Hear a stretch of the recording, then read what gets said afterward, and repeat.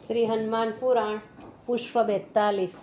જાંબાનજીની વાત સાંભળીને સૌ અચંબામાં પડી ગયા કે આવો પરાક્રમી યોદ્ધો કોણ છે? અત્યાર સુધી તમે વાત કેમ કરતા નથી? હનુમાનજી તરફ દ્રષ્ટિ સ્થિર કરીને જાંબવાન બોલ્યા, મહાવીર, તું આમ શાંત કેમ બેસી રહ્યો છે? સીતાજીની શોધમાં પ્રયાણ વખતે વાનર સમ્રાટ સુગ્રીવે કહેલી વાત તું આટલી જલ્દી ભૂલી ગયો બેટા? માત્ર તું એક જ 100 યોજન દૂરનું અંતર પાર કરીને લંકા સુરક્ષિત પહોંચી શકે તેમ છે? હું?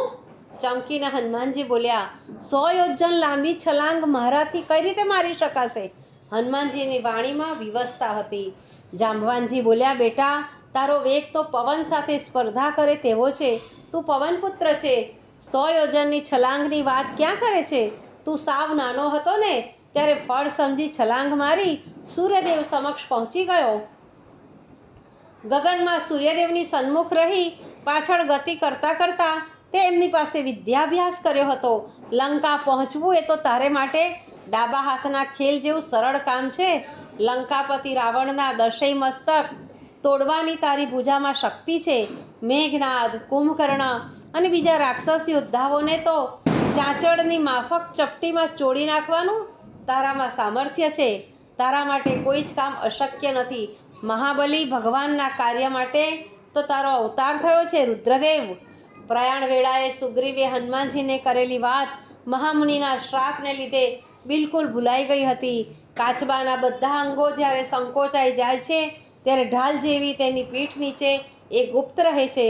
હનુમાનજીની સઘળી શક્તિઓ શાપના આ કોચલામાં વીંટળાઈને બેઠી હતી। જાંબવાને રુદ્રદેવનું સંબોધન એમને કર્યું એટલે તરત જ એમને એમની અસલી શક્તિનું ભાન થઈ ગયું। અંતરમાં બેઠેલું પૌરુષ પ્રગટ થઈને એમને પડકારવા લાગ્યું। ચોંકી ઉઠેલા હનુમાનજીને વધુ ચોંકાવતા જાંબવનજી બોલ્યા, અલ્યા હનુમાન, તું સુગ્રીવની વાત ભૂલી ગયો? એ વાત જવા દઈએ, પણ સ્વયં પ્રભુએ આપેલા આશીર્વાદ પણ તું ભૂલી બેઠો? જરા યાદ કર, પ્રભુથી વિખૂટા પડતી વખતે પ્રભુએ તને શું કહ્યું હતું? આ કાર્ય તારા દ્વારા જ થશે એવી તારા પ્રત્યેની પ્રભુએ દર્શાવેલી શ્રદ્ધાનો દીવો પણ તું તો બુઝાવવા બેઠો છું। દશાનંદ જેવા તો 10 દૈત્યોને હણવાની તારામાં શક્તિ છે। તું આ માય કાંગલાની માફક શું બેસી રહ્યો છું? જાંબવાનની વાણીએ હનુમાનજીને બરાબરનું પાણી ચઢાવ્યું। બાહ્ય કોચલું તૂટી પડતા તેમની અંદરની શક્તિ ચેતનાના સહસ્ત્ર ફુવારાની માફક ફૂટી નીકળી। હનુમાનજી આવેશમાં આવી જઈ ઊભા થઈ ગયા। ધનુષ્ય બાણની માફક ભ્રુકુટી ખેંચાઈ ગઈ। શરીર પહાડકાય બની ગયું। એમણે વીર હાંક કરીને ગર્જના કરી કે પર્વત આખામાં એના પડઘા અનેક ગણા થઈને ગુંજી ઉઠ્યા।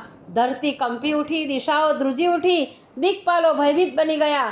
જાણે સુવર્ણનો પહાડ સાકાર થઈને ઊભો હોય એવા હનુમાનજી દીપી રહ્યા। ગર્જના કરતા હનુમાનજી બોલ્યા, જાંબવાનજી, પ્રભુ કૃપાથી હું આકાશના ગ્રહો અને નક્ષત્રો ઓળંગી જઈ એનાથી એ દૂર જવા તૈયાર છું। કહેતા હો તો સમસ્ત સમુદ્રને શોષી લઉં, પૃથ્વીના ચૂરેચૂરા કરી નાખું, લાતોના પ્રહારોથી પર્વતોના ભૂક્કા બોલાવી દઉં। આ તુચ્છ સમુદ્ર મારી સમક્ષ તો ખાબોચિયા જેવો છે। હવે મને આજ્ઞા કરો કે મારે શું કરવાનું છે? તમારી આજ્ઞા હોય તો લંકાને દડાની માફક ઉછાળીને સાગરમાં ફેંકી દઈ સીતા માતાને અહીં લઈ આવું। કહેતા હો તો રાવણ સહિત સમગ્ર લંકાને ભસ્મીભૂત કરી નાખું। આપની આજ્ઞા હોય તો રાક્ષસરાજ રાવણને બકરાની માફક ગળે દોરડું બાંધી રામજીના ચરણો સમીપ ખેંચી જાઉં। કહો તો રાક્ષસોની સમસ્ત જમાતને ધરતી પરથી કાયમ માટે નેસ્ત નાબૂદ કરી નાખું। કહેતા હો તો જાનકી માતાના દર્શન કરીને તરત જ પાછો ફરી જાઉં। હનુમાનજીની આવી વીરવાણી સાંભળી સમગ્ર વાનર સેનામાં ઉત્સાહનું મોજું ફરી વળ્યું। બજરંગબલીનું આવું વિરાટ સ્વરૂપ કોઈએ અત્યાર સુધી જોયું નહોતું। બજરંગબલીની આ વિરાટ મૂર્તિની સૌ જબરી શેહ ખાવા લાગ્યા। પ્રસન્ન ચિત્તે જાંબવાન બોલ્યા, વત્સ, તું સર્વ સમર્થ છે, શક્તિમાં અને ભક્તિમાં તારી બરોબરી ત્રિલોકમાં કોઈ જ કરી શકે તેમ નથી। પણ સાથે સાથે તું રામજીનો દૂત છે એ વાત પણ તારે યાદ રાખવાની છે। સેવકનું પરમ કર્તવ્ય છે કે સ્વામીની આજ્ઞાનું પાલન કરવું। આપણે પંપાપુરથી પ્રયાણ કર્યું ત્યારે રામજીએ આપણને માત્ર સીતાજીની ભાળ કાઢી લાવવાનો જ આદેશ આપ્યો હતો। સીતાજીની શોધના સમાચાર આપણે રામજીને પહોંચાડી દઈશું, પછી તો રામજી કહે તેમ કરવાનું છે। એટલે અત્યાર પૂરતું તો સીતાજીને શોધી કાઢી તેમના દર્શન કરી આવો. મારી ધારણા છે કે સીતાજીના સમાચાર મળતા જ યુદ્ધની તૈયારી કરી તરત જ લંકા પર આક્રમણ કરવા રામજી નીકળી પડશે. ત્યારે રાક્ષસરાજ રાવણને અને રાક્ષસ સમૂહને ઠેકાણે કરી નાખવાની તમને યોગ્ય તક મળશે. શ્રી રામજી અસુર કુળનો ઉદ્ધાર કરશે. પ્રભુ કાર્યમાં સહાયક થવાનો સૌને યશ મળશે.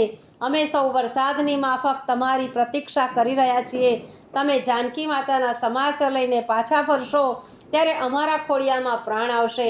જામવાનને પ્રણામ કરી એમના આશીર્વાદ મેળવી પૂર્વ દિશા તરફ મુખ કરી પિતા પવનદેવને હનુમાનજીએ પ્રણામ કર્યા. પછી પ્રભુ નામનું સ્મરણ કરી વાનરો અને રીછો તરફ ફરીને હનુમાનજી બોલ્યા, ભાઈઓ, રામજીની કૃપાથી રામજીના બાણની ગતિએ હું લંકા પહોંચી જઈશ. જાનકી માતાના દર્શન કરી તરત જ અહીં પાછો ફરીશ. અંતિમ વેળાએ જીવાત્મા પ્રભુના નામનું સ્મરણ કરે છે તો દુષ્કર સંસાર સાગર સહેજે તરી જાય છે. જ્યારે હું તો પ્રભુનો દૂત છું. પ્રભુનું નામ લેતા જ આટલો નાનો એવો સમુદ્ર તરતા વાર કેટલી લાગવાની હતી. રામજીની વીંટી મારા મસ્તકમાં આવેલા બ્રહ્મરંધને સ્પર્શી રહી છે. મારા હૃદય સિંહાસને રામજીની મૂર્તિ બિરાજેલી છે. રામજીના નામનું જ રસના સદાય રટણ કરી રહી છે. પછી હું આ સમુદ્ર ઉલ્લંઘી જાઉં તેમાં કયું મોટું પરાક્રમ કરી રહ્યો છું. તમને સૌને મારી નમ્ર પ્રાર્થના છે કે અનશનનો ત્યાગ કરી કંદમૂળ અને ફળ આરોગી મારા પાછા ફરવાની પ્રતીક્ષા કરજો.